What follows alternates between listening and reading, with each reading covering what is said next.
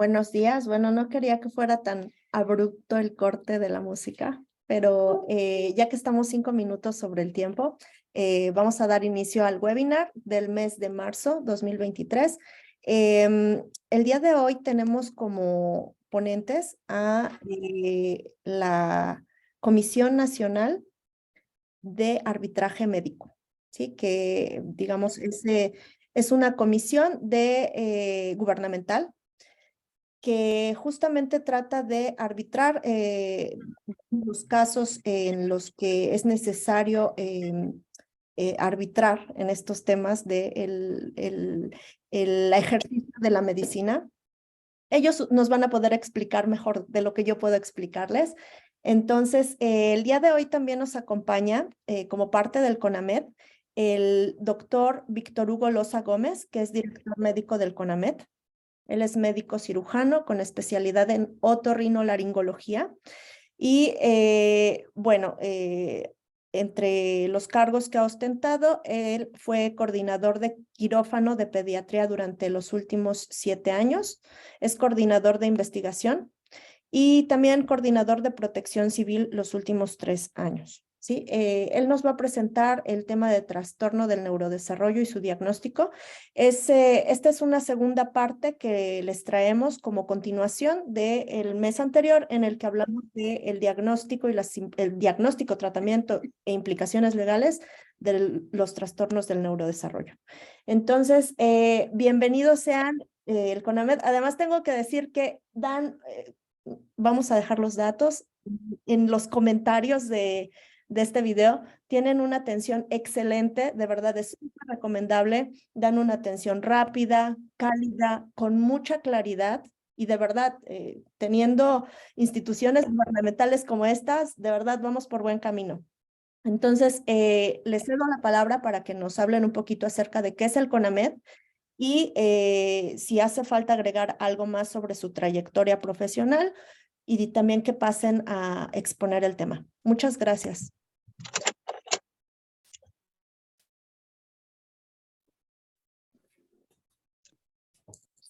Ya está. Bueno, pues muchas gracias. Agradecemos mucho la invitación como CONAMED de esta organización Infancia Desarrollo Pleno. Creo que es una invitación y un escaparate muy bueno para que nosotros podamos un poco dar a conocer lo que es la CONAMED, un poco también dar difusión de estos temas que son tan importantes para la prevención de muchos problemas médicos, como puede ser el diagnóstico oportuno. Y hablando de una infancia y desarrollo pleno, pues importa muchísimo conocer las funciones neurales que van a ser parte del desarrollo de los niños y tener un buen diagnóstico sobre si nuestros niños van con un desarrollo adecuado o si están presentando alguna alteración de una manera muy oportuna nos permitiría tomar algunas acciones que tengan un carácter tanto terapéutico como adaptativo para los pacientes. Siempre esperamos que no sea así. Yo creo que siempre es para un padre un gran impacto tener un hijo cuyas necesidades de atención puedan ser especiales y cuyas características puedan salirse un poco de lo que consideramos normal. Nuestra intención en la CONAMED, primero como una pequeña cápsula informativa de la CONAMED. La CONAMED es la Comisión Nacional de Arbitraje Médico. El carácter de la CONAMED es de un carácter conciliatorio cuando hay problemas entre un usuario de un servicio médico y quien le proporcionó ese servicio médico. Ese carácter conciliatorio que tiene puede tener dos formas, tanto las formas de gestionar alguna petición en la que el paciente todavía no se sienta bien atendido o cubierta sus necesidades. La CONAMED sirve como medio de enlace entre las diferentes instancias médicas y los usuarios del servicio médico para acortar a veces tiempos y limar asperezas en el camino de la atención médica. Otra de las funciones de la CONAMED podría ser que cuando ya existe algún problema en la atención médica que haya provocado alguna consecuencia en el estado de la salud de la persona, ya sea en su esfera biológica o psicológica o social, pues la persona pueda presentar también alguna inconformidad buscando la resolución de ese problema. Entonces, esas son las dos principales funciones de la CONAMED, tanto la de gestionar soluciones para las necesidades generales de salud de la población, así también como atender cuando ya hay una circunstancia anómala que requiere alguna atención o requiere alguna corrección. Estamos totalmente abiertos a toda la población. Agradezco mucho los comentarios que hemos recibido de parte de ustedes precisamente. La institución se caracteriza y se esfuerza todos los días por ser una institución, como bien se dijo, cálida, eficiente, profesional, y pues gracias porque nos aprecien así, porque verdaderamente es un esfuerzo continuo de todos los días y de un gran equipo de gente que estamos todos los días laborando en este sentido. Entrando ya en materia, el tema que vamos a tratar el día de hoy son trastornos del neurodesarrollo. Particularmente nos basaremos más en su diagnóstico. Entendamos que el tema es excesivamente amplio, es una gran cantidad de enfermedades que pueden caer dentro de estas categorías y pues trataremos de hacer alguna comunicación eficiente sobre esta información, esperando que esto sea que cubra las necesidades que ustedes tienen de enterarse de estas cosas. Si bien es un tema muy amplio, pues trataremos de ser lo más exhaustivos que podamos al respecto. Vamos a compartir pantalla entonces con nuestra presentación.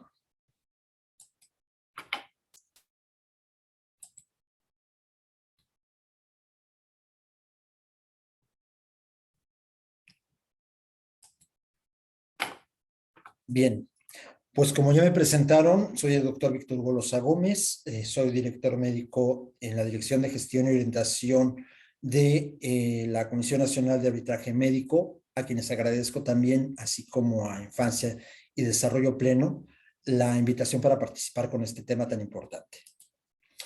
Bueno, primero tenemos que entrar a hablar de algunas cosas. ¿Qué es el término trastornos del neurodesarrollo? Antes se conocía como trastornos del desarrollo, sin embargo, esto es un poco inespecífico.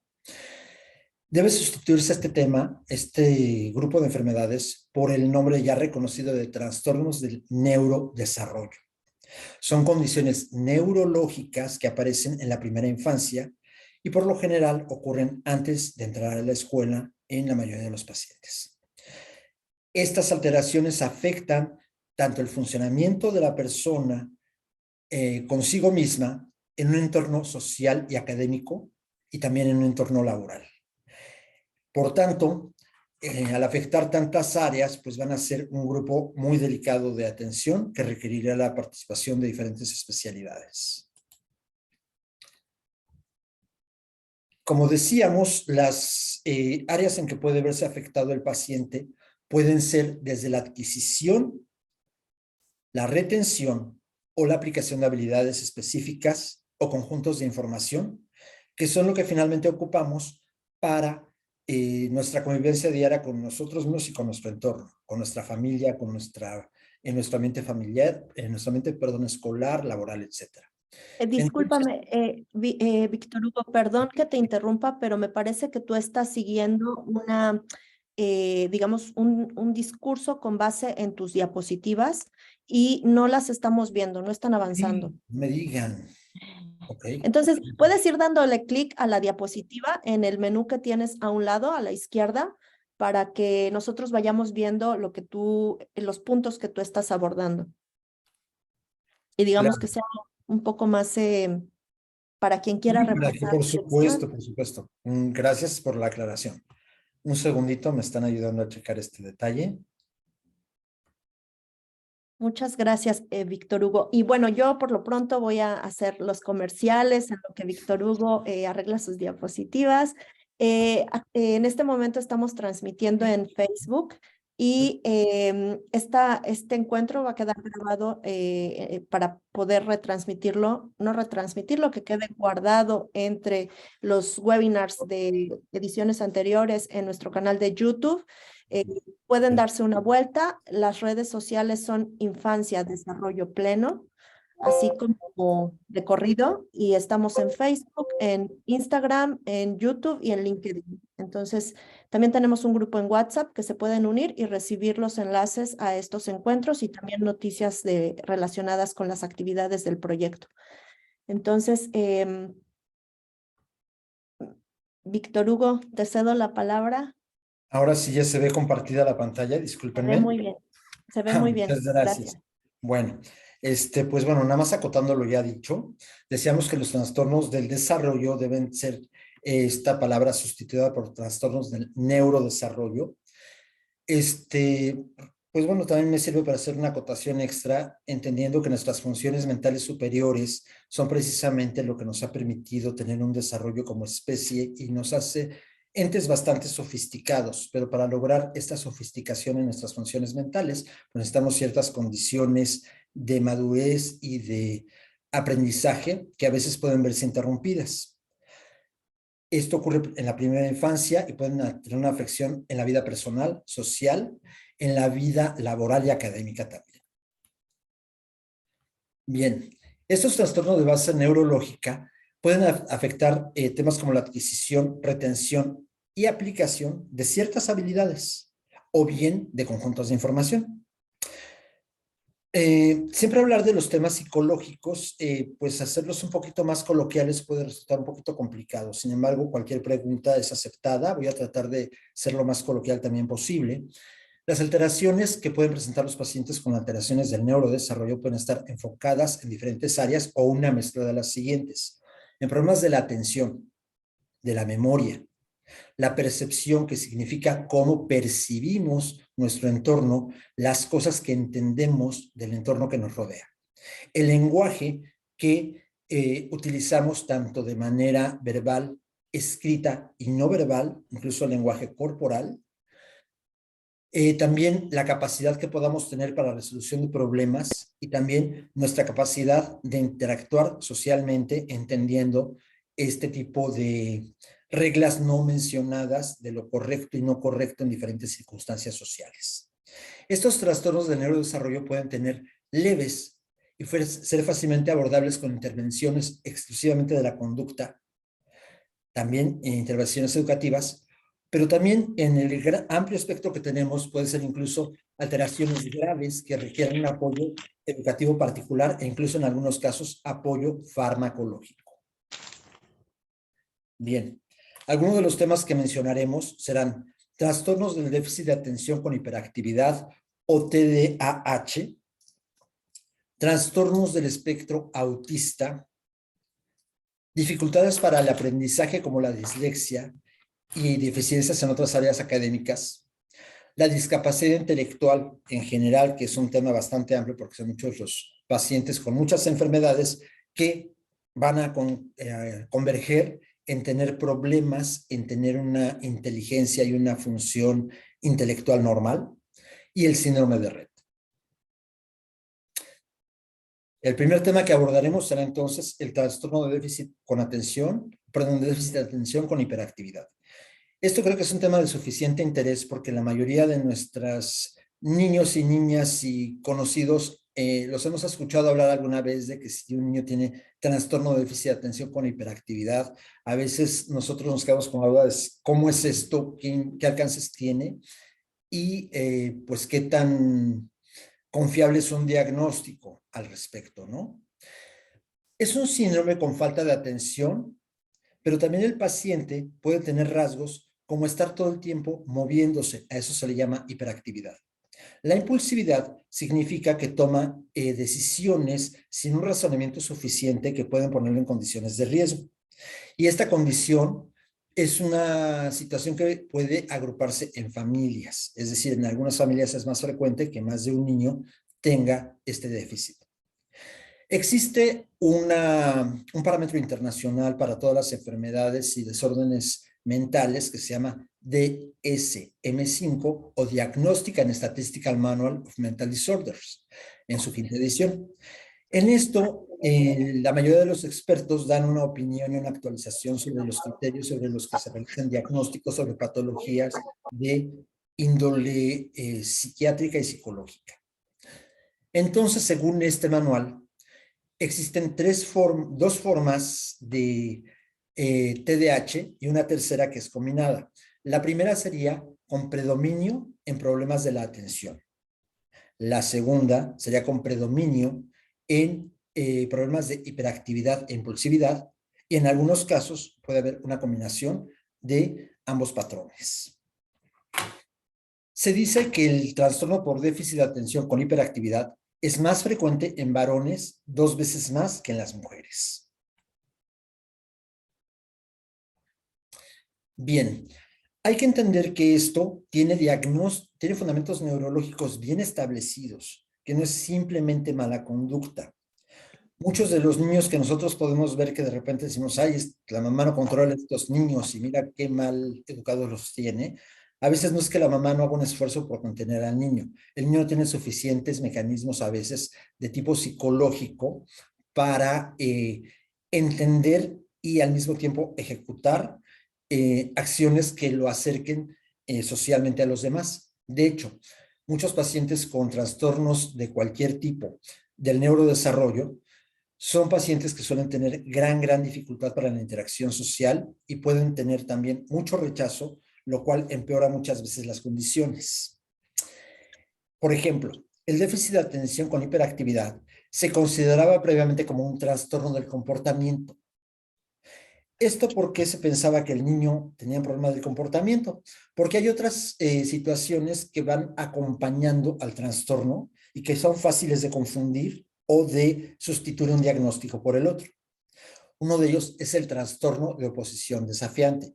Esos niños que entendiendo y pudiendo contenerse, a lo mejor su estado anímico, su estado emocional, les hace ser como confrontativos con todo tipo de autoridad que se les presente.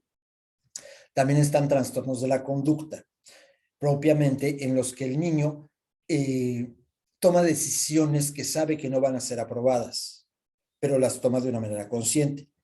Estos estados pueden acompañar también al TDAH, disculpen, pero aunque pueden acompañarlo, no son lo mismo, son estados comórbidos, significa que son dos enfermedades que pueden coexistir simultáneamente, y a veces nos imponen la dificultad de hacer un diagnóstico diferencial de qué en tanto el niño no entiende o no quiere participar o no puede contenerse de tener el tipo de reacción que tiene. Esa sería la diferencia. Se estima que esta enfermedad se presenta entre el 5 y 15% de la población infantil. Sin embargo, sabemos también que hay un sobrediagnóstico. Ese sobrediagnóstico es porque de repente la vecina, los maestros, los amigos nos dicen, ay, tu niño ha de tener hiperactividad. ¿Por qué? Porque a veces vemos al niño que se está portando un poquito mal y que no quiere obedecer alguna orden y ya escuchamos que, este niño ha de tener un problema de déficit de atención.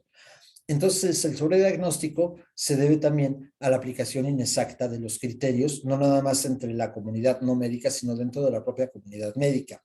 Hay veces que el diagnóstico se puede establecer de una manera un poco superficial y eso no es recomendable. Siempre es importante una valoración por un experto para aplicar los diferentes métodos para diagnóstico. Por lo general, en este tipo de enfermedades, el tratamiento incluye farmacoterapia con fármacos estimulantes, pero no nada más depende de una medicación que el niño tenga un mejor comportamiento. Es muy importante también darle herramientas en su conducta y algunas intervenciones en el tipo de educación que recibe para que el niño tenga una mejor adaptación a su entorno. Bien, entonces vamos a hablar de que el TDAH o trastorno por déficit de atención con hiperactividad no tiene una causa única y específica conocida. Sabemos que están involucrados diferentes factores, la genética, algunos cambios en cómo funciona bioquímicamente el cerebro de estos niños. También sabemos que algunos niños pueden tener alteraciones sensitivo-motoras. ¿Qué significa eso? Que el niño, su percepción sensitiva puede ser diferente a lo que se esperaría en otros niños de su edad y de su grupo social. Y también algunas de sus actividades motoras pueden estar alteradas y no tener el paciente un control completo sobre ellos. Esos pacientes que están inquietos y tamborileando de tiempo completo, tal vez no nada más sean nervios, tal vez no nada más sean inquietos o juguetones, tal vez pueden tener una no contención de esta actividad motora. También hay cambios en algunos pacientes que pueden ser fisiológicos e incluso conductuales que participan o generan este déficit de atención. También existe evidencia reciente de algunos cambios bioquímicos muy particulares. Existe en el cuerpo un sistema que se llama dopaminérgico y noradrenérgico. Recordemos que nuestro cerebro se guía por neurotransmisores, que son sustancias químicas que son como llaves que prenden o apagan algunos interruptores. En particular, en este caso, la dopamina y la noradrenalina dentro del cerebro pueden tener una función alterada y esto implica una menor actividad de una parte del cerebro que se llama tronco encefálico y haces frontomesencefálicos. Estas partes, digamos que están siendo como la vía de paso para muchas de nuestras emociones. Las emociones están contenidas en partes más profundas del cerebro, mientras nuestro razonamiento lógico está en la corteza. La parte no lógica, la parte más emocional y las interconexiones de estas partes emocionales puede verse afectada en estos diferentes sistemas dopaminérgico y noradrenérgico. Menos del 5% de los pacientes van a tener un daño neurológico evidenciable por pruebas comunes, por ejemplo, electroencefalogramas o estudios de imagen como tomografías o resonancias magnéticas. ¿Cuáles son los niños que tienen mayor riesgo de tener el trastorno por déficit de atención e hiperactividad? Pacientes que tienen un peso al nacer menor a 1.5 kilos, pacientes que hayan recibido traumatismos en su cabecita, pacientes que hayan tenido exposición al plomo, o bien si la madre durante el embarazo tuvo exposición a alcohol, tabaco o cocaína, sus niños muy probablemente pueden tener ese trastorno. También pacientes con deficiencia de hierro, pacientes con apnea obstructiva del sueño, que también es un tema muy en boga. Recordemos que la apnea obstructiva del sueño expone a nuestro cerebro a periodos en que no está recibiendo suficiente oxigenación y por tanto el cerebro puede presentar alteraciones en su comportamiento general, no nada más a nivel de la conducta, pero sí en este caso la alteración en la conducta puede hacerse evidente. Y también en algunos niños el trastorno por déficit de atención e hiperactividad puede estar relacionado a experiencias adversas en los entornos familiares, en los entornos académicos, etc. Entonces, como nos damos cuenta, es una enfermedad que es multicausal. Bien, el diagnóstico del trastorno por déficit de atención es un diagnóstico clínico, pero requiere varios pasos. Requiere una evaluación muy exhaustiva, tanto de aspectos médicos, vigilar el desarrollo del paciente y también vigilar las condiciones educativas y psicológicas de este paciente. Decíamos de este manual que es el DSM-5. El DSM-5 nos pide para un diagnóstico certero del trastorno por déficit de atención e hiperactividad que contemos con 9 signos, mejor dicho, que existen 9 signos y existen 9, lo estoy diciendo mal, una disculpa. Para el DSM-5 se consideran 9 signos de falta de atención y 9 signos de hiperactividad e impulsividad.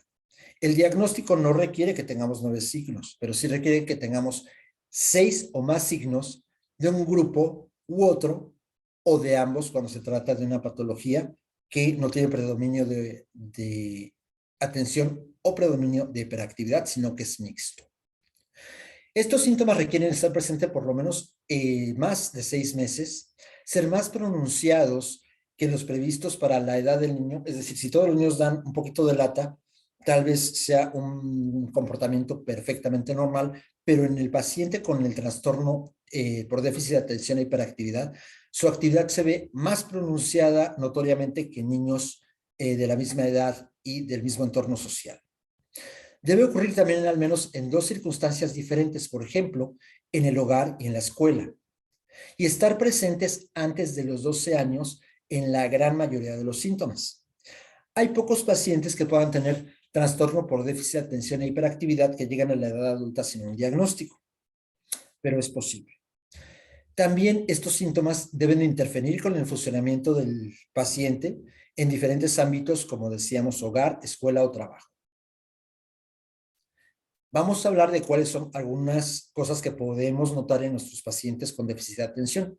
Por ejemplo, de los síntomas por falta de atención, uno de ellos es que el paciente no presta suficiente atención a los detalles. Por ejemplo, uno le dice al niño, pásame aquella camiseta blanca con franjas verdes, y puede pasarnos una camiseta blanca que no tenga franjas verdes. ¿Por qué? Porque no le presta atención a lo que le pedimos. Y estos errores pueden cometerse por descuido en las tareas tanto de tipo escolar o en otras actividades. También tiene dificultad para mantener la atención. Si al niño le tenemos que dar una explicación larga de algo, a los 10, 15 segundos el niño ya está volteando para diferentes lados, está prestando la atención al perrito, al gatito o jugando con algo, pareciendo que no nos escucha.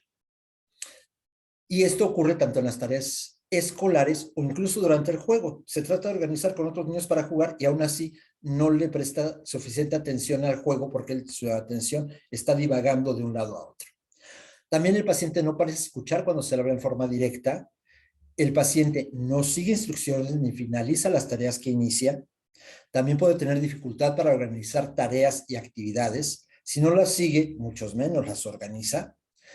También el niño evita, no le gusta o rehúsa intervenir en tareas que requieren un esfuerzo mental sostenido. Por ejemplo, si al niño hay que pedirle, vamos a armar un rompecabezas, le implica estar viendo muchas veces pedacitos de piezas que se ven tan iguales, se harta rápido y lo abandona o lo evita.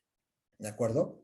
También este tipo de pacientes que extravían objetos necesarios se distrae fácilmente o es olvidadizo. Esos serían nuestros 9 datos de falta de atención y con 6 de ellos haríamos un diagnóstico de déficit de atención con trastorno por déficit de atención e hiperactividad con predominio en falta de atención. Ahora, los síntomas de hiperactividad e impulsividad, ¿qué podemos notar en nuestros niños? El niño se mueve continuamente, por ejemplo, las manos o los pies o se retuerce en un asiento, parece no poder estar quieto, como dicen de repente las mamás, parece que te pusieron lombricitas en el pantalón o algo, ¿no? Otra cosa que sucede es que los pacientes abandonan a menudo su asiento en la clase o en otros lugares, no se puede mantener sentado en un cine, en una comida, etcétera.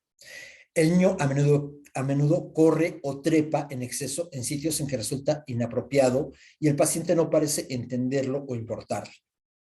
También tiene dificultad para jugar tranquilamente, termina como por preferir cambios bruscos en las actividades que continuar una sola actividad por un tiempo un poco más alargado. El niño parece siempre estar haciendo algo o actúa como si tuviera un motor, así como decíamos esas frases de las mamás de parece que tienes alguna lombricita en el pantalón, ¿no? Bueno, también estos pacientes hablan en exceso, responde antes de que se complete una pregunta, tienen dificultad para guardar su turno en alguna actividad, por ejemplo, en la piñata o en dar alguna opinión o alguna participación en algún juego, e interrumpe a los demás o se entromete en sus actividades.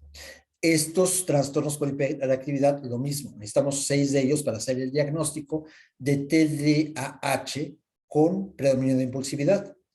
Y cuando los 6 síntomas están mezclados entre ambos grupos, pues podemos tener el trastorno mixto que habíamos mencionado. Bien, para el diagnóstico no nada más es necesario tener estos signos, también tenemos que hacer una mirada hacia la historia del paciente, determinar el comienzo y evolución de los signos y síntomas en todo el desarrollo del niño y incluye comprobación de hitos del desarrollo. ¿A qué le decimos hitos del desarrollo? Por ejemplo, sabemos que un bebé se sienta espontáneamente sin ayuda cerca de los 6 meses o que sostiene su biberón también cerca de los 6 meses o que a lo mejor puede sostener su cabeza cuando lo estamos cargando cerca de los 3 meses de edad, que empiezan a ponerse de pie cerca de los 9 meses, que caminan al año. Esos son hitos del desarrollo.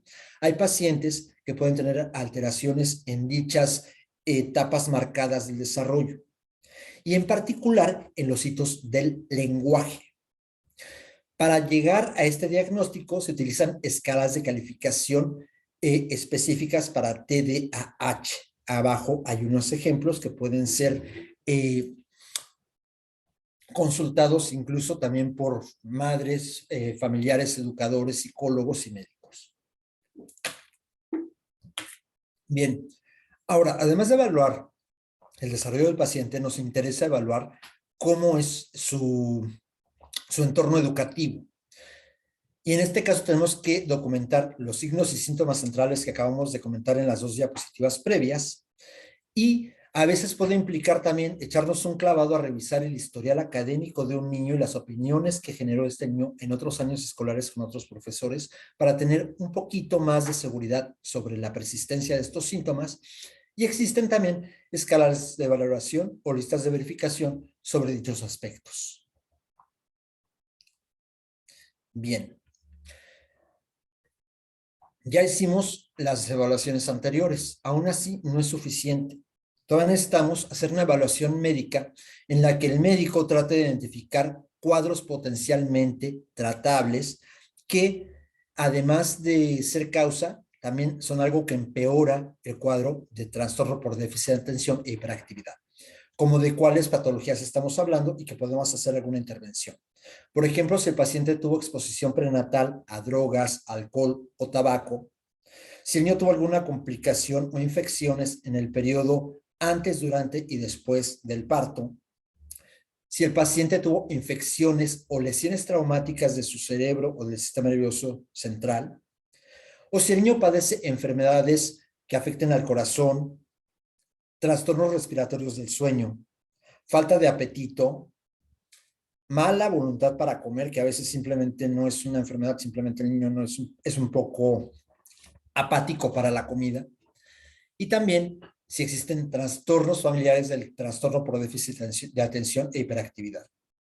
Por poner un ejemplo, si un niño por no comer pasa largos periodos de ayuno, a lo mejor él no lo sabrá verbalizar, puede tener dolores de cabeza, ese dolor de cabeza lo hace estar inquieto y no prestar atención, lo cual empeora o agrava los síntomas del trastorno por déficit de atención e hiperactividad.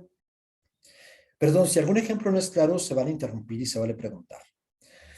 Bueno, nota, hay que decir que muchos signos del trastorno por déficit de atención en años preescolares también podrían indicar otro tipo de problemas que no son trastornos por déficit de atención. Por ejemplo, los que vamos a mencionar más adelante, que son trastornos del espectro autista, trastornos del aprendizaje, ansiedad, depresión o también problemas conductuales, ¿de acuerdo? Entonces los médicos deben considerar si el niño es distraído por factores externos o también por factores internos como pensamientos, ansiedades o preocupaciones.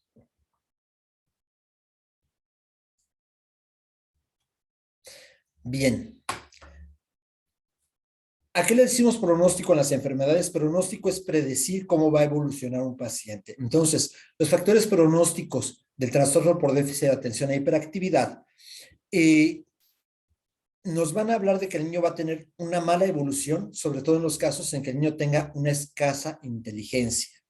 Si el niño presenta agresividad, si presenta además problemas sociales e interpersonales ya bastante notorios, o la psicopatología parental. ¿A qué le decimos esto? Que el entorno de los padres o los educadores primarios del niño es violento, es, digamos, psicológicamente hostil. Eso también va a afectar las respuestas de nuestro paciente y van a empeorar la manifestación de la enfermedad.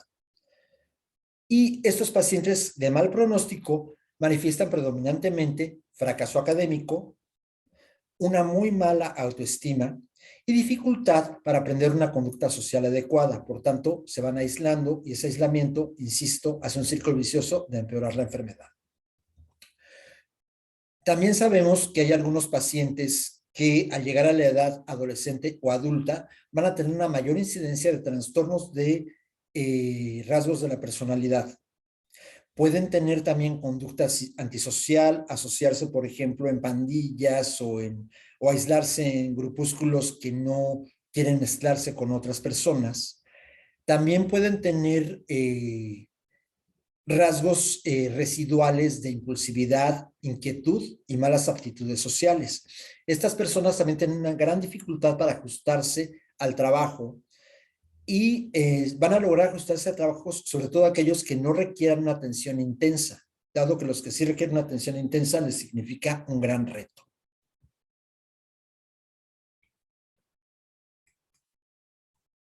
Perdón. Ya. ¿Cuál es el tratamiento para el déficit de atención con hiperactividad?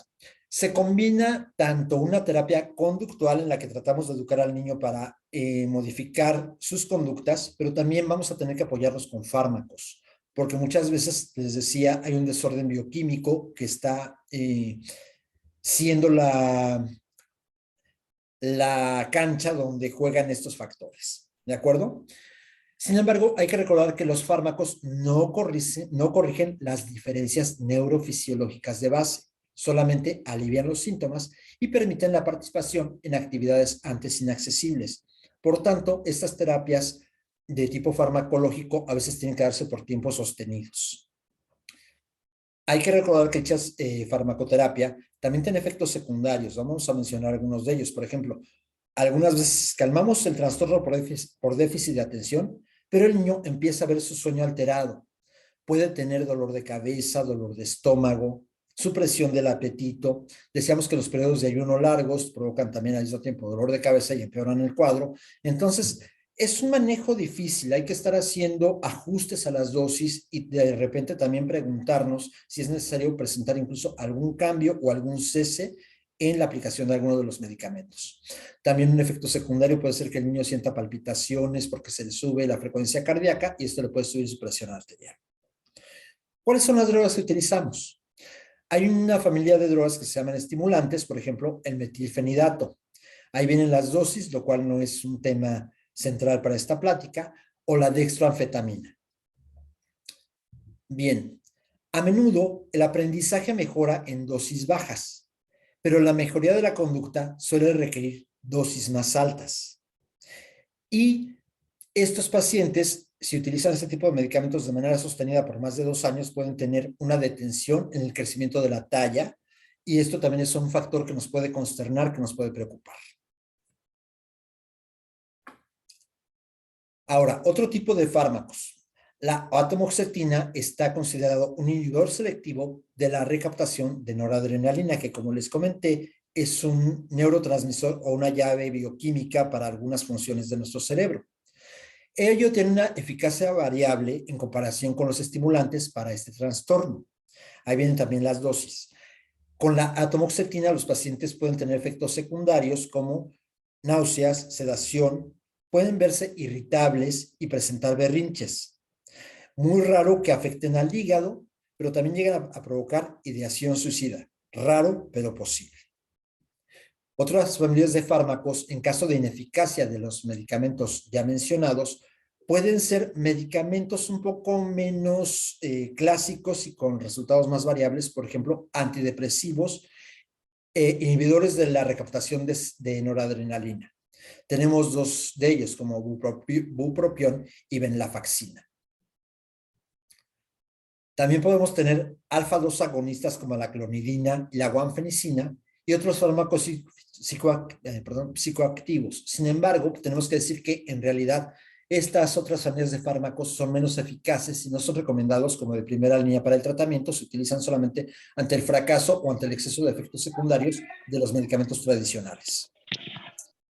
Suelen usarse también en combinación con los estimulantes para lograr efectos sinérgicos, pero es esencial lograr un control estricto para detectar dichos efectos adversos y tratar de abatirlos.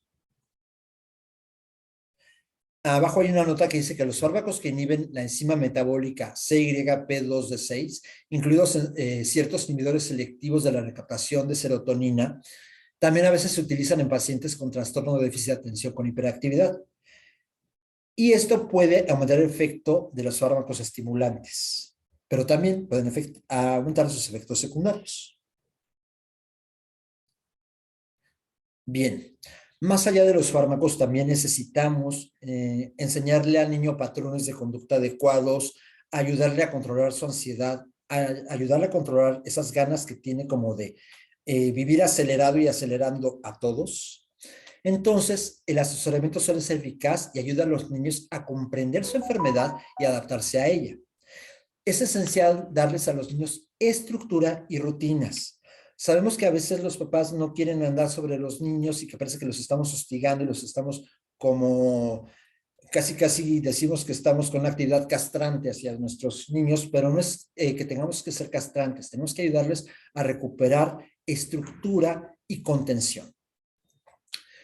Esto se logra a través de una terapia cognitivo-conductista. Esto significa que una vez conociendo cómo funciona cierta circunstancia, el niño va a poder ejercer cambios en su conducta. El conocimiento cambiará la conducta.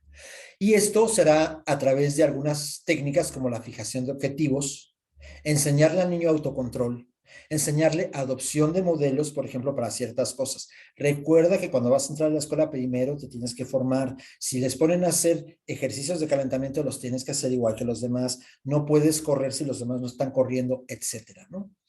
También es importante al niño ponerle ejemplos a través de juegos de roles específicos, como tú eres el hermano mayor, tú te tienes que fijar que tu hermanito no agarre objetos cortantes y si los tiene, no se los arrebates, pídele que te los dé. Si se los arrebatas, se puede cortar. En fin, ese tipo de juego de roles también le sirve mucho al niño para darle estructura y contención. También es importante reforzar la conducta en el aula por medio de control ambiental del ruido. Mientras más ruido, el niño se excitará más y prestará menos atención. También limitar la estimulación visual y la duración prolongada de las tareas y las actividades. Los maestros pueden ayudar mucho también por medio de darle novedad a las actividades y estarlo orientando y tener cierta proximidad con estos niños con hiperactividad. Ahora, si persisten las dificultades en el hogar, los padres deben de buscar asistencia profesional adicional y tener técnicas de intervención conductual asistidas por profesionales. Esto se da por incentivos y recompensas simbólicas. Los niños con este tipo de trastorno pueden tener un escaso control de impulsos. Y entonces en el hogar es importante también darles estructura, técnicas de crianza consistentes y límites bien definidos. Decíamos que en los adultos el trastorno por déficit de atención e hiperactividad va a implicar que estos niños van a tener síntomas desde antes de iniciar la escuela.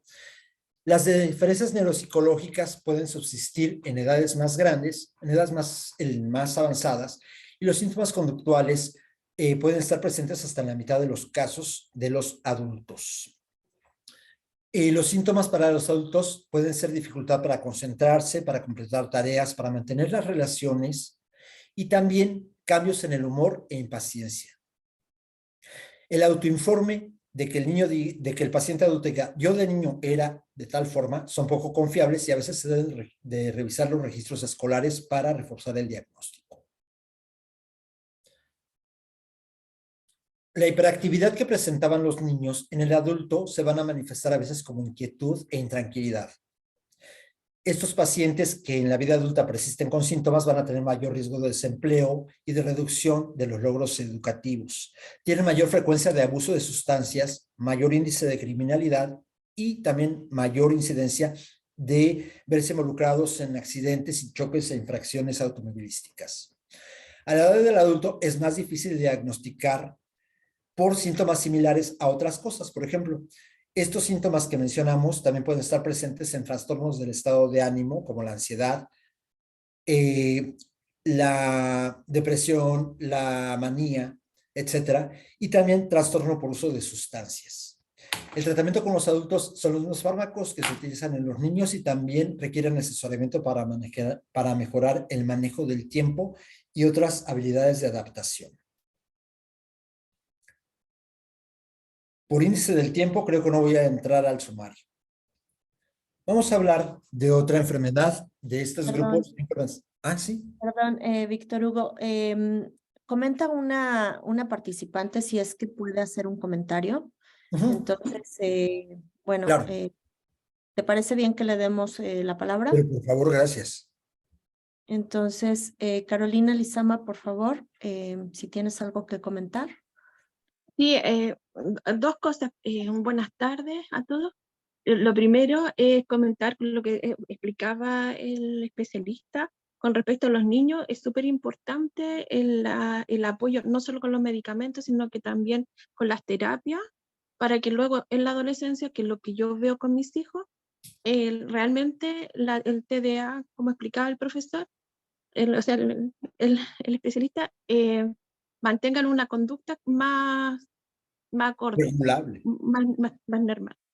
Y mi duda es con respecto a las personas adultas, porque yo tengo TDA, soy autista y dentro de mi diagnóstico déficit atencional sin hiperactividad, sí, pero muy desconcentrada. Y cuando usted estaba describiendo, era como me estaba leyendo y decía, pero ¿hay algo que yo pueda hacer para mí? Sí, de hecho, decíamos que también para los adultos se utilizan también la misma farmacoterapia y sobre todo también recibir, así como los adolescentes o los niños, algún tipo de terapia conductual, también en los adultos se refuerza algunas actividades, por ejemplo, tratar de mantener la atención, no distrayéndonos con cosas alrededor, es decir, tenemos que bajar volumen, bajar luces, bajar cosas, tal vez hacer cada X cantidad de segundos un recuento sobre lo que estamos entendiendo del tema, porque de repente después de ciertos 2, 3 minutos uno ya empieza a divagar y está pensando más que escuchando. Entonces nos tenemos que recordar, retomar la concentración en el punto donde la dejamos. A ver, hasta donde yo escuché, estaba hablando de que los nervios, que si el medicamento, que si tal cosa. Y entonces a partir de ese punto puedo volver a engancharme y anclarme a la circunstancia de la que mi atención no estaba centrándose, ¿no? Claro, yo no sé si usted también tiene diagnóstico, pero por lo menos yo cuando empiezan a hablar, mi cabeza, por ejemplo, si usted me empieza a hablar de París, yo ya estoy instalada en la Torre Eiffel, sentada tomando café. Qué Están rico, así, qué así imaginación tan mismo. rica y fértil, pero a veces por desgracia la tenemos que acotar a otros tiempos Claro. creativos. En los tiempos laborales o los tiempos académicos, sí tenemos que usar ciertas ajustes, ciertas técnicas de adaptación. Y esas nos las irá dando los psicólogos especialistas. Ay, Eh, gracias, y, y, profesor. Gracias, Carolina. Y justamente, bueno, dos cosas que me gustaría comentarte, Víctor Hugo. En primer lugar, y digo, yo no sé cómo es en la mayoría de los lugares de Latinoamérica, em, pero respecto a este comentario, ¿no? Bueno, tú hacías una intervención mencionando los medicamentos que se pueden usar con el TDAH. Espero que esos medicamentos sean controlados en la mayor parte de Latinoamérica, si Sí, no es que en gracias toda a Dios. Latinoamérica, para que no haya, no empecemos Automedicación es peligrosísima. exactamente. ¿Podrías un poco Peligrosísima. comentar al respecto? Porque a mí me parece que hay una especie de, digamos, hay una tendencia en ocasiones a no solo al autodiagnóstico, sino también a la automedicación. Es lo que decíamos, que verdaderamente el sobrediagnóstico y por tanto el sobretratamiento tiene que ver con que a veces confiamos en la opinión de gente no experta. Hay gente que dice, mi hijo tiene trastorno de déficit de atención, tu hijo está igualito, entonces dale esto porque al mío le funcionó tal medicina, ¿no? Y eso es verdaderamente malísimo. Yo por eso quise hacer bastante énfasis en los efectos secundarios de los medicamentos, porque realmente los efectos secundarios llegan incluso a veces a necesitar una titulación. ¿Qué significa titulación? Medir los niveles en sangre y a partir de ver si los niveles en sangre de ese medicamento para ese paciente y con los síntomas secundarios que da, debe ser modificado ya sea a la alza o a la baja. Y eso requiere tomar mediciones sanguíneas intermitentes para estar haciendo este control. Entonces imagínense lo grave que es que una persona agarrara la pastilla y se la tome el día que se le ocurre o peor siempre,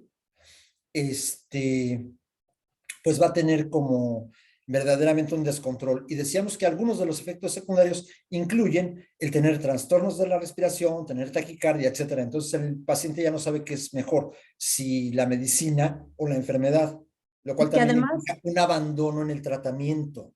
Y eso es importantísimo, que haya una supervisión muy constante y muy cercana con el médico que indica el medicamento. perdón, Víctor Hugo, pero además de toda esta complicación que tú estás comentando, los casos de la comorbilidad, ¿no? Oh, sí, claro, claro, Que por claro, ejemplo porque puede ser un diagnóstico. sí, Perdón. porque por ejemplo en este ejemplo que pones del déficit de atención y la hiperactividad, pues hay medicamentos que estimulan y que si hubiera una comorbilidad, digamos, de bipolaridad, sería un desastre, Sí, por supuesto. ¿verdad? No, y además, por ejemplo, los pacientes con déficit de atención e hiperactividad, además pueden presentar trastorno por ansiedad. Es decir, el sentirme rechazado de mi entorno me da ansiedad y la ansiedad me da otros síntomas y ya no sé cuáles son de hiperactividad y cuáles son de una ansiedad que a lo mejor requiere un manejo diferente. Todo esto requiere verdaderamente el manejo por gente capacitada para dar estos medicamentos. No podemos jugar a la automedicación en ninguna forma, por favor. Sí, hay otra persona que quiere participar. Claro. Si te parece bien que le demos la palabra, Mark Claro. Monroy, adelante. Hola, buenas tardes. Mucho Buenas gusto. tardes. Una pregunta al especialista es, por ejemplo, cómo al chico o al adolescente que tiene TDAH se le va haciendo consciente, ¿verdad? Porque muchas veces ellos en su mismo diagnóstico, por ser chicos como muy inquietos, que no ponen atención, etcétera, o sea, Y con mucho aislamiento.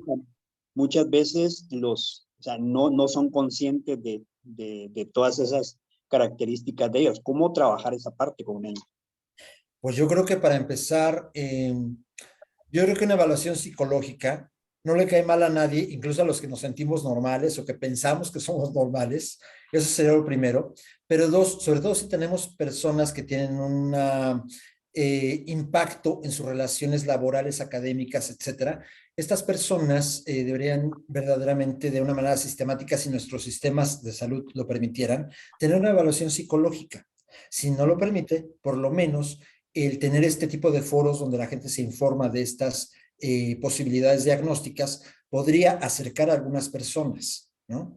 También yo creo que es importante en cualquier tipo de patología y sobre todo las que tienen que ver con las funciones mentales y el neurodesarrollo, que no se utilicen como un estigma. Ah, tú tienes un déficit de atención, porque entonces la persona rechazará el diagnóstico y rechazará cualquier acercamiento de tratamiento o de intervención. Simplemente creo que la gente no tenemos la obligación cuando no somos médicos de conocer todos los temas, pero sí podemos hacer invitaciones que sean verdaderamente comprensivas e incluyentes sobre decir, yo te veo que eres un poco inquieto y veo tal cosa. Yo alguna vez escuché una plática y yo mismo creo que en algunos casos de mi familia he visto que hay gente que tiene lo mismo que tú y que tiene trastorno de déficit de atención. Deberías platicar con alguien. Te puedo dar el teléfono de un psicólogo, ve a tal asociación. ¿Me explico? El hacer un señalamiento estigmatizante, por supuesto, que aleja a las personas de las posibilidades terapéuticas. ¿Continuamos? Sí, me gustaría hacer un par de comentarios, Víctor Hugo, y también señalando un poquito, porque ¿qué le vamos a hacer? Triste o felizmente es mi papel el moderar el tiempo de la reunión. No sé si a ti te gustaría extenderla un poquito más porque nos queda media hora y veo que son muchos temas, hay mucha información y es muy importante. ¿Cómo? O los podemos invitar a muchos más webinars. A nosotros nos encantaría que volvieran a participar tantas veces las veces como que nos sea quieran posible. invitar. Pero, por ejemplo, si es que el Encantado. déficit de atención es una patología tan frecuente que verdaderamente lo quise poner al principio porque sabía que iba a absorber mucho tiempo. Sí, Pero aún así, pues sí tengo más temas que dar. No sé, lo que tú me digas hacemos. yo lo que pensaría es como hacer un poco más de preguntas respecto a este tema, ¿sí? Y a lo mejor si a ustedes les gustaría participar ahora en abril, que es el día se celebra el Día Mundial del Autismo, a lo mejor empezar a tocar un poquito de autismo y Eso está podríamos maravilloso. pensar para el próximo mes, profundizar sobre autismo, porque fíjate que tú estás tocando varios temas que son muy importantes y que de hecho es en lo que hemos estado profundizando digamos, en el tiempo de vida que tiene el proyecto, ¿no? Como les comentaba a los asistentes del webinar, el mes pasado tuvimos un webinar que justamente hablaba sobre diagnóstico. Y esto a raíz de de varios casos que venimos viendo, de varias situaciones que venimos viendo respecto al tema de los trastornos del neurodesarrollo, lo necesario que es que haya información al respecto, pero concretamente tuvimos una jornada de formación profesional y hubo muchos casos de gente que mencionaba que cuando hablábamos de la situación del diagnóstico, qué tan importante es que un médico especialista lo lleve a cabo, surgieron muchos psicólogos que decían que no, que ellos podían diagnosticar. Entonces nos dimos a la tarea, digamos, porque nos es importante poner luz sobre este tema en favor del bienestar de los niños, Claro. el bienestar de sus familias también, ¿no? Porque justamente como lo mencionabas, un mal diagnóstico o una mala medicación puede traer muchos problemas. Entonces, ¿Puedo contestar a eso? Sí, por favor. Bueno, yo diría que en América Latina y a veces en muchos otros países también tenemos problemas para trabajar en equipo. No sabemos hacer equipo. Exactamente. Queremos ser todólogos. Yo como médico puedo tener mucho mayor dominio sobre ciertos temas, que son las partes médicas que les mencioné, pero probablemente no tenga una gran experiencia, una fineza para aplicar ciertas pruebas o ciertos tests de valor psicológico. Y al psicólogo yo no le puedo pedir que entienda todas las dimensiones médicas de las cosas. Entonces hay que entender que todos los trastornos de neurodesarrollo requieren de un equipo multidisciplinario, lo cual no significa que tengamos que estar gastando mucho, pero sí tenemos que acercarnos a las instancias que ofrecen ese enfoque multiprofesional, multi-enfoque, ¿no?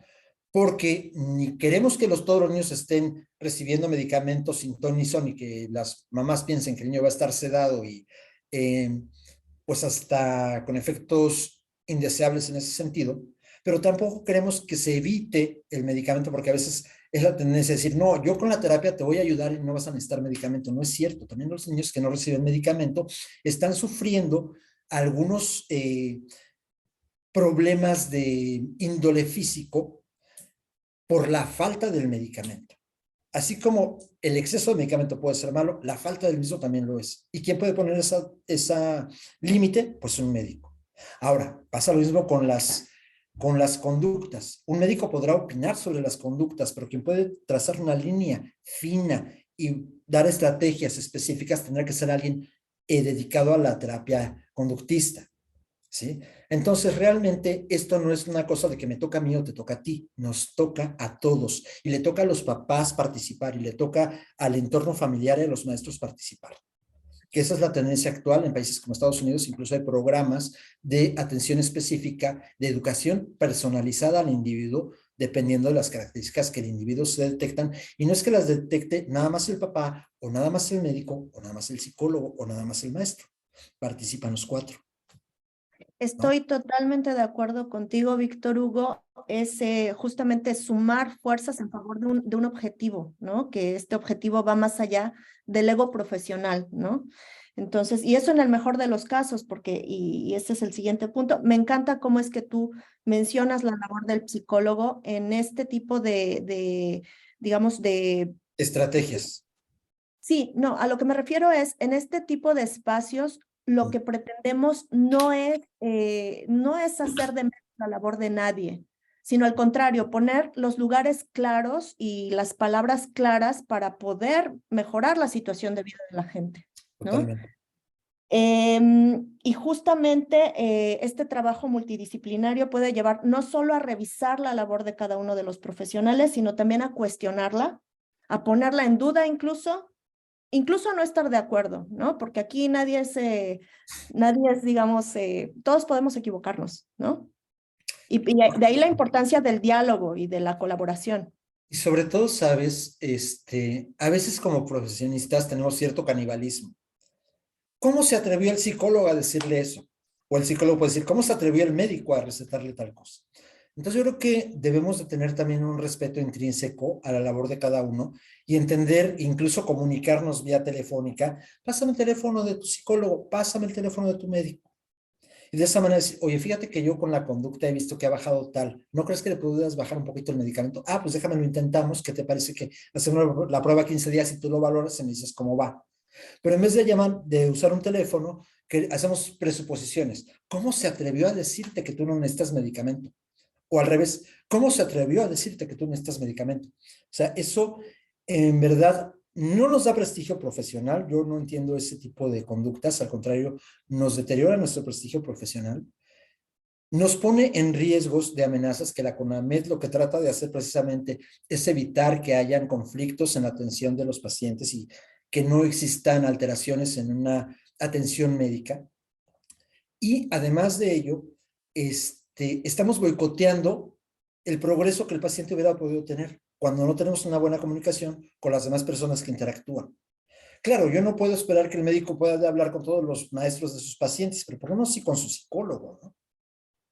Y tal vez tomarse 5 minutitos, 10 minutitos para hablar con los papás de, señor, cuando su hijo se está comportando así, yo veo que usted por cansancio ya no le pone límites y recuerde que los límites son importantes para darle estructura, tal, tal, tal. Y no soy psicólogo y no soy orientador, pero por favor, acérquese a un orientador o un psicólogo para que le dé, ¿cómo se llama? Tips específicos al respecto. Yo creo que ese tipo de cosas debe ser aprender a trabajar en equipo. Eso es todo. Exactamente, exactamente. Estoy totalmente de acuerdo contigo, Víctor Hugo.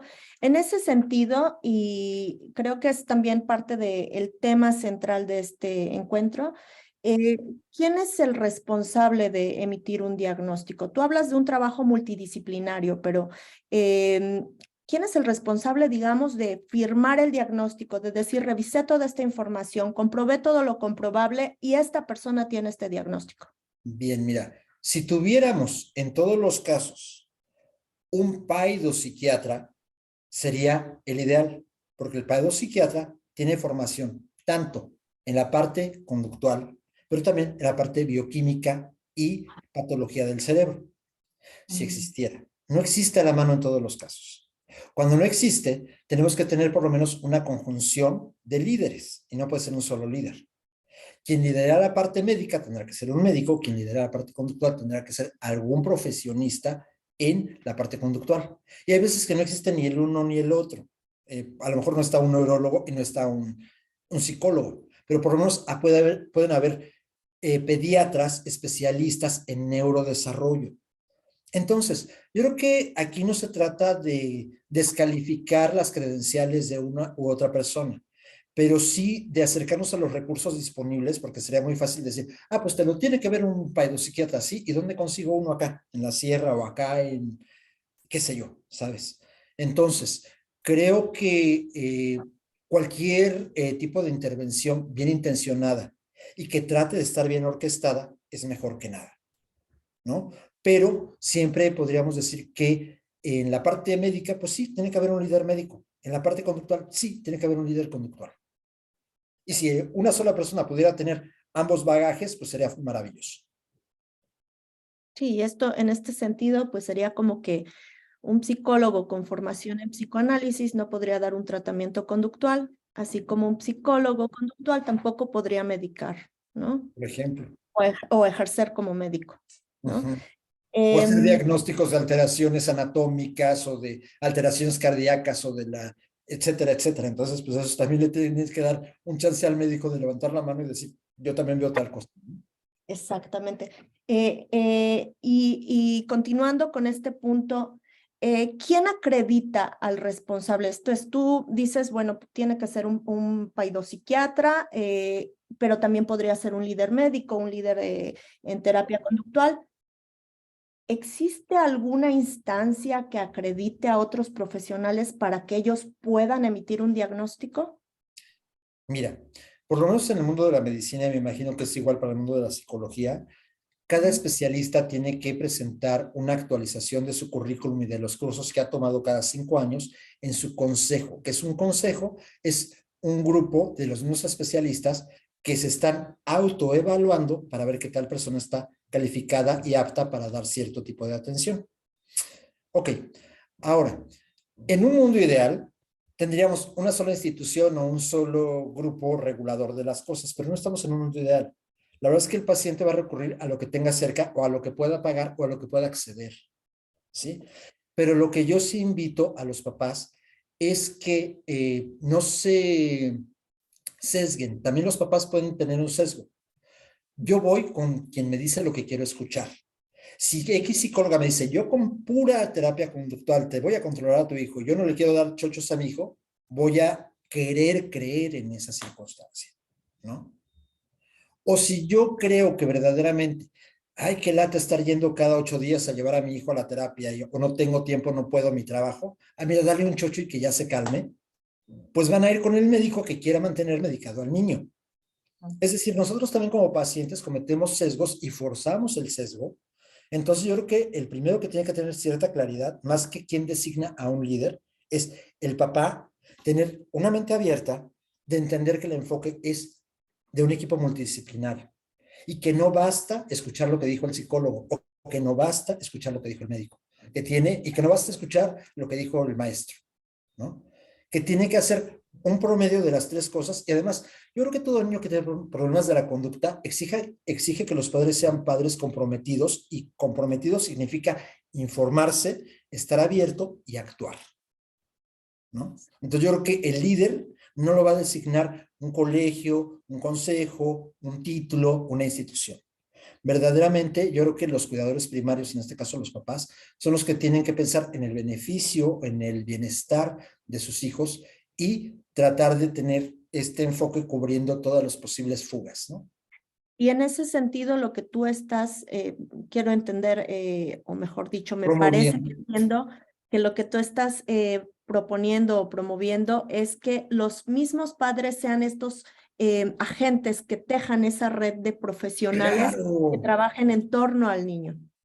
si los papás no tienen ese cuidado en elegir al médico y cómo o por qué persisten en una terapia con alguien o con alguien diferente, pues verdaderamente, te digo, a veces nosotros como papás cometemos el sesgo de ir a escuchar lo que queremos escuchar. Sé que es incómodo escuchar cosas que no queremos, pero a veces en este tipo de patología es súper importante, ¿no? Tener abierta y escuchar las partes incluso a las que no nos queremos acercar. Exactamente, exactamente. Y especialmente a lo que no nos queremos acercar, ¿no? Porque a veces nos sirve como un contra para Claro, darnos cuenta o que sí o que no, ¿no? claro. Pero estamos siempre de O acuerdo a hasta lo para que... promediar, ¿no? Porque no tiene que ser un sí o un no. Es decir, yo creo que la verdad no siempre está en un solo lado de la cancha, casi siempre está en un punto intermedio. Exactamente. Hay una frase, de hecho, que dice, está una parte y la otra, ¿quién tiene la verdad? Pues la verdad se encuentra en esa En algún relación punto de ambos. intermedio o hasta en un péndulo, ¿no? Exacto, claro. Y puede ir Exactamente. variando, porque además la evolución de un niño, sus características de cómo se relaciona en la escuela, qué tipo de maestro le toca, qué dificultades tiene en ciertas áreas del aprendizaje o de la conducta, va siendo algo que va modificándose. No podemos tener una rigidez, es decir, el esquema es solamente este y solamente así se trata, ¿no? Víctor Hugo, tú, bueno, mencionabas esto del autodiagnóstico. No, mejor dicho, de el exceso de diagnóstico, y justo yo apuntaba autodiagnóstico porque algo que me llama mucho la atención es como que hay un autodiagnóstico muy abundante, ¿no? En América mi Latina opinión, nos da mucho por eso, hasta para cualquier gripa, hasta para cualquier cosa, sí. para O sea, cualquier cosa. tipo vi una serie de televisión y creo que soy autista de alto rendimiento, ¿no? Si me Entonces, sangra la nariz, puedo ser, ¿cómo se llama? Puede que tenga leucemia, perdón. de, Tampoco. de ese tipo, ¿no? A mí me parece que tiene mucho que ver con la necesidad de pertenencia hacia un grupo, ¿no? De reafirmar una identidad. Y a mí me parece que este tipo de acercamiento a la información nos hace caer también en eufemismos, ¿no? En ese sentido, algo que es muy recurrente y digamos yo lo escucho mucho en este ambiente es que hay cierto temor o incluso cierto rechazo a mencionar determinados términos que en tu exposición nos trajiste, como por ejemplo hablar de normalidad, hablar de enfermedad, hablar de trastorno, hablar de patología. Es como si fueran términos políticamente incorrectos y Por que lo sin menos embargo, estigmatizantes en algún punto. ¿cuál es tu posición respecto a este tema? ¿Qué nos podrías aportar al respecto? Pues se los decía que, por ejemplo, a nadie nos quería mal una evaluación psicológica, incluso a los que nos creemos normales. ¿Qué es normal? Normal es un promedio de un grupo. El grupo, no todo el mundo puede estar pisando la raya del centro de la cancha, ¿sí? El grupo siempre se tiene que dispersar un poquito más cerquita o más lejano del centro de la cancha. Eso es a lo que se llama normalidad, a cierta área en la que caen la mayoría de las personas. Pero la normalidad, que tiene un origen estadístico, lo hemos tomado como un estigma social. Ser diferente no significa que seas anormal, significa que estadísticamente eres poco frecuente. Mereces el mismo respeto, mereces la misma aceptación e integración, pero tú mismo tienes que ser consciente de eso para que ese término de normalidad no sea como decir, tú no encajas en este molde. Nadie encaja en el molde es una cosa ideal, es como si dijéramos que los hombres tienen que medir 1,70 y pesar 73 kilos. Híjole, pues habrá a lo mejor 2% de la población que llega a eso, y todos los demás, ¿qué vamos a hacer? Los que tienen 2 centímetros más, 2 centímetros menos, 5 kilos más, 8 kilos menos. O sea, eso no existe, ¿sí? Los cubos de idealismo. Entonces, una cosa es soltar el idealismo. Pero una cosa que a mí me puede preocupar más en los trastornos del desarrollo tiene que ver a veces con la actitud de los papás. Los papás pueden estar fatigados de la convivencia con un niño difícil y entonces ven que el niño está colgándose del, ¿cómo se llama? Del columpio de una manera riesgosa. Ay, déjalo, él siempre es así.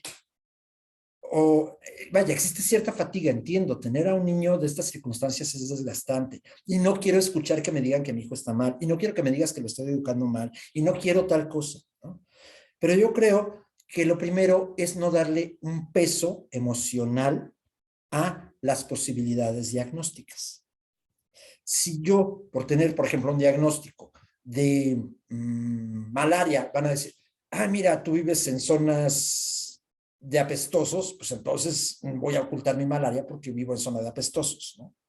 Lo mismo pasa acá. Si tomo un diagnóstico de una alteración del neurodesarrollo y yo mismo quiero asumirlo como una bandera de estigma, yo voy a provocar ese mismo estigma. Si yo le cambio el significado a esa misma bandera, significa, sí, mi hijo requiere ciertas instrucciones diferentes y estoy tomando cartas al respecto. No opines sobre la educación de mi hijo, gracias, te agradezco, pero ya estamos tomando cartas en el asunto. En vez de sentirte estigmatizado, o también la otra actitud que es rehusarte a ver y rehusarte a actuar, ¿no? Porque muchos papás pueden caer en ese otro tipo de patología o de conducta. Exactamente. Me parece que una situación muy importante es ir a la raíz del término para entenderlo, ¿no? O sea, tú hablas... Sí, lo normal no existe. No, digamos, a veces podemos estar dentro de la norma, en otras cosas podemos estar fuera de la norma, porque la norma es justamente una medida estadística. Una Que medida de como, ¿cuánta gente se comporta igual que tú? Nada digamos, más. ¿cuánta gente tiene 10 dedos en las manos y 10 dedos en los pies? La mayoría, ¿no? Pero hay Claro. gente que se sale de la norma. ¿Cuánta gente tiene 2 ojos? La mayoría, pero hay gente que se sale de la norma. Puede ser que no tienen uno Y o no no tienen significa que ambos. tengan que vivir estigmatizados, excepto No si lo asumen significa, como estigma. Excepto si lo asumen como estigma. y no significa que tiene un valor moral. Exacto. Significa que es un término estadístico que sirve para medir. Estoy de acuerdo. Pero no quiere decir que esté bien o está mal. El orden moral de los términos médicos y estadísticos, por cierto, no es algo que equivalga, ¿no? Puede ser que la normalidad sea gente que roba, es lo normal robar, y no significa que es lo correcto. No, y además, lo normal a veces es como también, por ejemplo, este ejemplo que usaste de robar, pues mira, si naciste en un barrio donde la única forma de sobrevivir es robar, pues tendrás que robar. Y el día que tengas que cambiar, podrás o no cambiar tu decisión.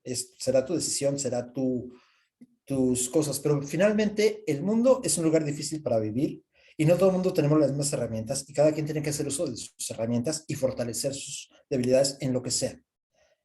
No le puedes pedir a un niño chaparrito que sea líder en salto de altura. A lo mejor lo logra, pero pues no se lo puedes exigir, ¿no? O no le puedes pedir a un niño, a lo mejor que tiene mucha inteligencia emocional o mucha inteligencia en cuanto a formas y figuras, que sea un genio de la matemática. Estimúlale lo que tiene y refuérzale lo que sea débil, pero no lo juzgues, no lo califiques y no lo estigmatices. Es creo que una decisión tanto que introyectamos desde el medio familiar y entorno social, pero también en algún punto será una decisión personal el no sentirte estigmatizado y defender la posición que te tocó vivir en este planeta, sea la que sea. Exactamente. Bueno, yo voy a pasar a leer algunos comentarios. Estamos un poco cerca de acercarnos al fin del tiempo, por Sí, lo sé, respeto a tu tiempo, respeto al tiempo de la gente. claro. Me encantaría extender esta invitación a más encuentros, porque fíjate qué es lo que nos dicen aquí los participantes. Dicen muchas gracias por compartir sus conocimientos. Demasiado interesante, les felicito. Que siga con la exposición, está interesante. comentan sobre otorgar un diagnóstico no solo depende del perfil profesional, sino de quién autoriza la norma oficial. ¿A quién autoriza la norma oficial? ¿Quién da diagnóstico debe dar tratamiento y pronóstico? ¿Qué comentario tienes al respecto, Víctor Hugo? Claro, por ejemplo, cuando hablamos de que un paciente puede ser atendido en medios como derechohabiencia de cierta institución, te tienes que ajustar a las posibilidades que ofrece dicho sistema de salud. Y en cada país, por ejemplo, en México, la norma oficial mexicana, etcétera, te dice qué profesionista es el adecuado o qué grupo de profesionistas son los que pueden recetar medicamentos que puedan tener actividad psicotrópica o de este estilo de medicamentos controlados, ¿sí? Eso es perfectamente entendible, pero estamos hablando de que no estamos hablando nada más de calmar unas convulsiones, estamos hablando de hacer, digamos, ¿cómo le dicen a esto? Intervención, algún tipo de intervención, que esa intervención va a variar en necesidad de qué tanta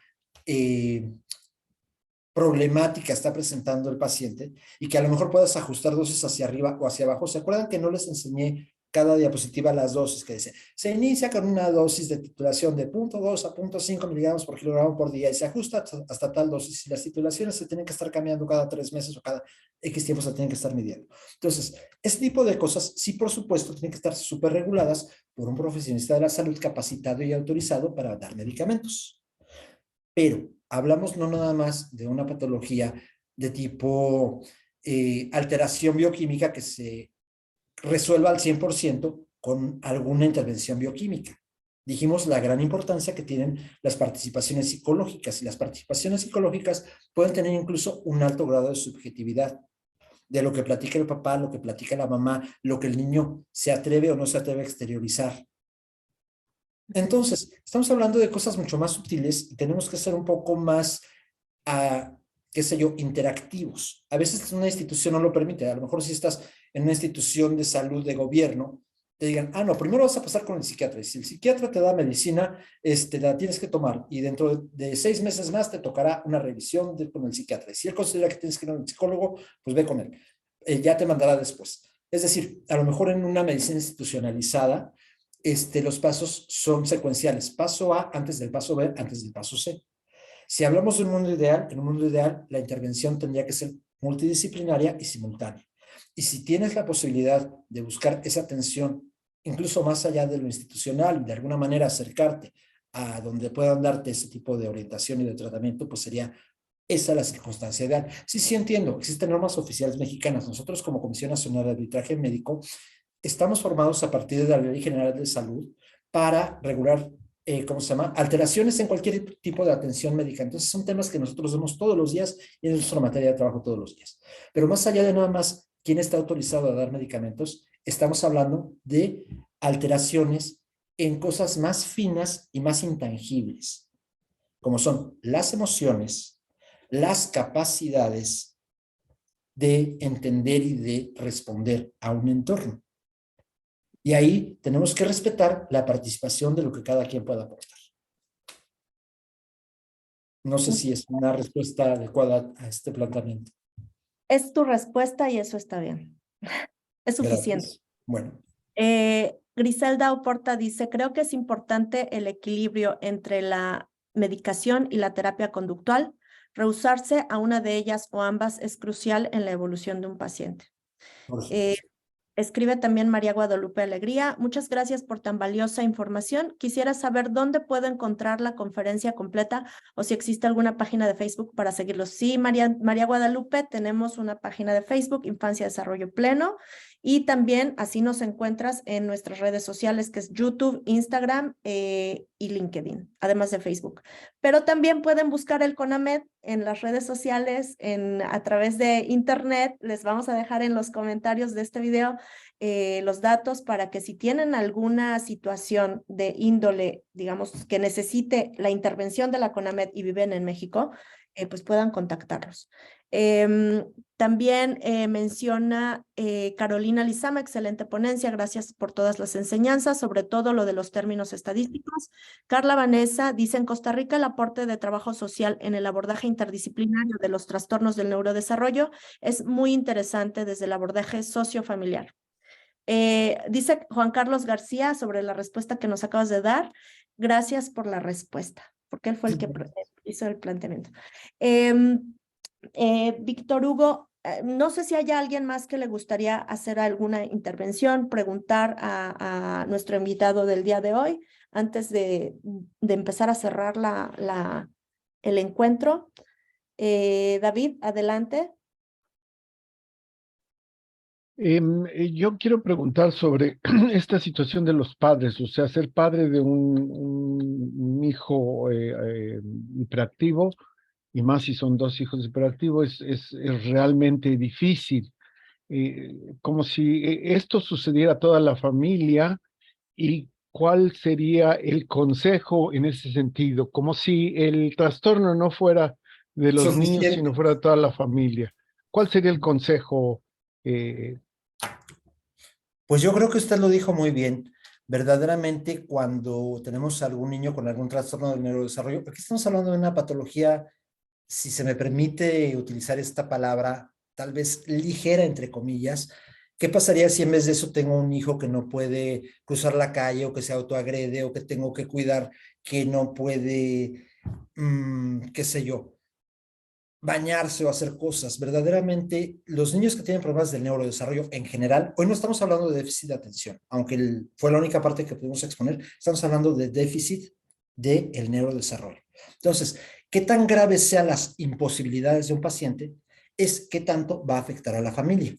Sí, por desgracia, la vida diaria de las personas que son cuidadoras o que conviven con pacientes con patología de tipo neurológica, sea la que sea, o de cualquier tipo de patología, incluso tratar a un paciente con insuficiencia renal, los familiares que tienen que estar viendo cambiarle la bolsa de la diálisis, cualquier cosa, los cuidadores también presentan su propia patología asociada a quien cuidan. A veces no tenemos el tiempo o el espacio para atendernos nosotros. A veces es tanta la demanda que hay externa de atención que no nos damos atención nosotros como cuidadores o como humanos para poder desalojar cosas. Pero yo diría que precisamente este tipo de enfoques multidisciplinarios que le dan herramientas a los cuidadores primarios, a los papás, a los abuelos, a los maestros, van a permitir que cada uno de ellos tenga por lo menos un poquito de área de descanso, como de, a ver, aquí me acuerdo que tengo que utilizar tal herramienta y entonces la utilizo, y por lo menos en este rato mi demanda de atención sobre este punto se tranquilizó un poco. Y también sería recomendable, si fuera en un mundo ideal y posible, que no nada más el niño reciba una terapia, sino que a veces también se revisen las dinámicas familiares. Les decía yo que, por ejemplo, niños que viven en ambientes familiares que ya son psicopatológicos, en los que ya hay rasgos violentos, rasgos de agresión, tal vez no física, pero tal vez verbal o psicológica o emocional, pues van a tener un empeoramiento de... Entonces, sí, no es una patología nada más del individuo. El individuo está enfermo, la gente que está alrededor se va a ver afectada. Entonces, en un mundo ideal, deberíamos también todos tratar de conseguir un poco de apoyo, pero en el caso particular del trastorno por déficit de atención e hiperactividad, sí, estas asistencias que dan los psicólogos, que le dan herramientas al papá para que el papá a su vez le pase esas herramientas al hijo, ayudan a que el papá descargue mucho de esa patología y que se pueda ver beneficiada la familia completa, no nada más el paciente, con estos cambios en las conductas, ¿no? Si un niño se está muy hiperactivo, el papá se enoja, y si el papá se enoja, ya se hizo tenso el ambiente para todos, ya no es un problema de dos, es un problema de los 5 o 6 que vivan en la casa. Entonces, claro que esto es una circunstancia que depende de una interacción familiar, y de por sí el tratamiento del principal foco es importante. Si se puede ayudar también al resto de los afectados, hermanos, tíos, los que conviven con el niño, los que han tenido problemas de ver sus actividades un poco desmedidas, pues sería también ideal. E incluso, Víctor Hugo, no sé qué opinas, pero a mí me parece que no solo es una situación del paciente y quizás no solo es de su familia, sino de toda la sociedad. Todas las personas que estamos alrededor de esa familia que tiene a ese paciente, a esta persona que tiene este diagnóstico, ¿no? Sí, claro. Por ejemplo, hablamos del rechazo. Pero ¿qué va a pasar, por ejemplo? Vamos a organizar un partido de fútbol. Híjole, no escojas a fulanito porque cuando le mandas la pelota no está volteando para ver dónde la mandas. Mejor ni se la mandes a él. Lo empezamos a aislar. Y sí, es una patología en la que participamos todos. Y esa especie de estigmatización, tal vez el propio paciente la propicia y la construye a partir de que no está ejerciendo cambios en su patología. Entonces, en tanto el individuo sea tratado, ayudará a mejorar un poco el entorno, pero también la comunicación hacia los entornos sociales, explicarles a los demás, a ver, fulanito le cuesta un poquito más de trabajo, y no decirlo del paciente, pero explicarles a los demás, a ver, todo el mundo tiene cierta necesidad de moverse, pero él tiene un poquito más de necesidad. Si se mueve un poquito, no le voy a llamar la atención como a los demás. Si se mueve mucho, sí le voy a llamar la atención. Pero no quiero que se comparen. Yo entiendo que cada persona es diferente, tal. Ese tipo de educación inclusiva debería ser no nada más para las enfermedades del desarrollo, pero es un punto muy particular que debería de reforzarse en las enfermedades del neurodesarrollo, ¿no? Que el entorno social, no nada más el paciente y su familia entiendan la enfermedad, sino el entorno social en el que el paciente se mueve y los propios maestros. No es que sea un niño inquieto, maestra, lo estoy llevando con el psicólogo, le están dando esto, me han dado tales terapias y me mandó la psicóloga tal papel por si usted lo puede leer, porque la psicóloga recomienda que usted esté cerca de él, que no esté demasiado expuesto a la luz, que no esté demasiado expuesto al ruido, que la actividad no dure más de 20 minutos, etcétera. ¿Sí me explico? Sí, Y todo eso exactamente. se mencionó precisamente en la plática de trastorno por déficit de atención, en que la participación de todo el entorno es importante. Es muy importante esto que mencionas de las personas cuidadoras, regreso al punto, porque justamente como lo mencionas, a veces digamos, se queman, se desgastan y bueno, también es como el factor que ya no conecta con el docente también no conecta con la familia, el docente se atora en sí mismo con el niño y porque además no tiene solo un niño que se mueve muchísimo y que habla y que interrumpe y que pega, sino que tiene otros 30 más, en el mejor de los casos cuando no son 60 más, y entonces se va volviendo como una cadena Como brechas, ¿no? Exactamente. Escribe Elizabeth, muchas gracias por tan valiosa información y sobre todo mi reconocimiento como profesional. Muy pocos doctores tienen el conocimiento que usted maneja, la menos en mi experiencia no había tenido la oportunidad de escuchar a un profesional así. Deseo poder continuar con la demás información que iba a compartir. Gracias. Víctor Hugo, Conamed, a nosotros nos encantaría tenerlos nuevamente, pero ahora sí que la invitación está ahí. Falta que ustedes nos den el sí. Gracias. Fátima Aceves, exactamente la información y el acompañamiento a los padres de familia es determinante para brindar las mejores acciones de apoyo a su hijo, al alumno, a quienes todos estamos inmersos en el contexto social. Y fíjate, Víctor Hugo, que nosotros apostamos mucho a la inclusión educativa porque por lo menos lo que hemos observado es que cuando un niño con discapacidad o con un trastorno del neurodesarrollo, que también puede llegar a ser discapacitante en la mayoría de los casos, cuando se le saca de la casa, se le saca del aislamiento y se le lleva a un contexto social que es la escuela, no Alivia solo muchísimo. desarrolla, alivia muchísimo a la familia, al Florece la chico persona. le da un montón de herramientas para convivir en sociedad, también a la sociedad le da a la sociedad de niños le va a dar un montón de herramientas para poder convivir con la gente con discapacidad y además es un preámbulo para salir al mundo laboral. Y para ser una sociedad en general incluyente, que es lo que tenemos que aprender de toda la vida y que nunca nos enseñaron, ¿no? Que si alguien tiene más pelo o menos pelo, no está mal. Que si alguien tiene más estatura o menos estatura, no está mal. Que si alguien tiene más volumen, menos volumen, no está mal, ¿no? Y sí, precisamente crear esta inclusión. Pero a lo que yo diría, acotaría más todavía el comentario, será que precisamente los niños que tienen algún problema del neurodesarrollo necesitan precisamente que el entorno no les sea particularmente retador. Yo puedo darle medicina, puedo decirle pórtate bien, etcétera, pero si el entorno sigue siendo agresivo, etcétera, tal vez los resultados no sean tan buenos. Y sería importante ayudar y acercar, que el padre o los maestros ayuden a que el paciente no se aísle, sino al contrario, se integre. Exactamente, exactamente. Y bueno, Algo con lo que te gustaría cerrar, Víctor Hugo, fue muy interesante, fue muy grato el encuentro. Gracias. Es Igualmente para muy, mí. desde el primer momento, repito, el contacto con el CONAMED fue eficiente, fue cálido, fue claro y de verdad esperábamos con muchas ansias este encuentro y ha sido Gracias. muy agradable. Entonces, algo con lo que te gustaría dejarnos para reflexionar.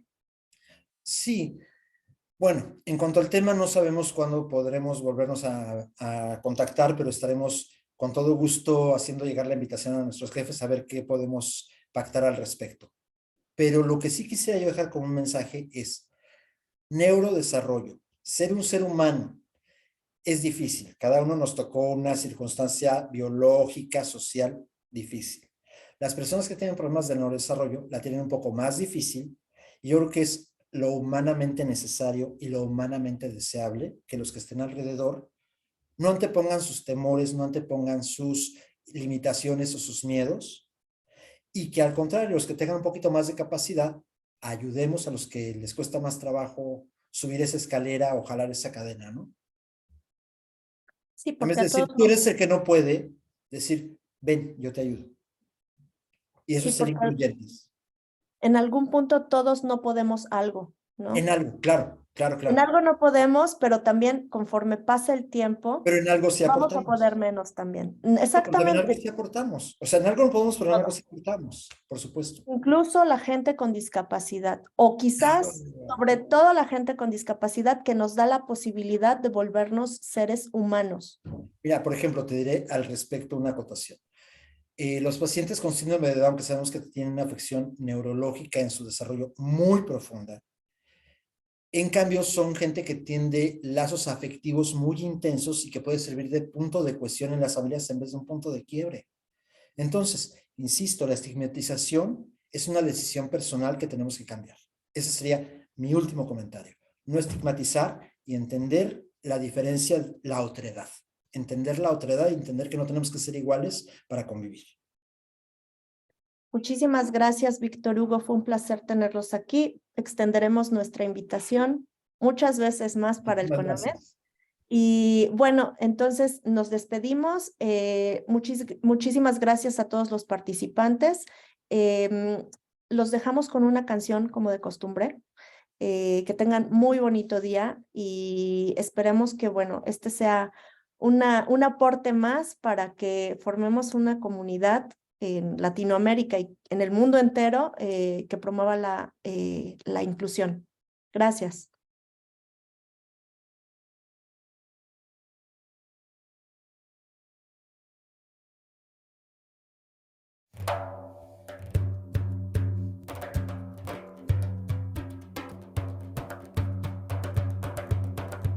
Manabo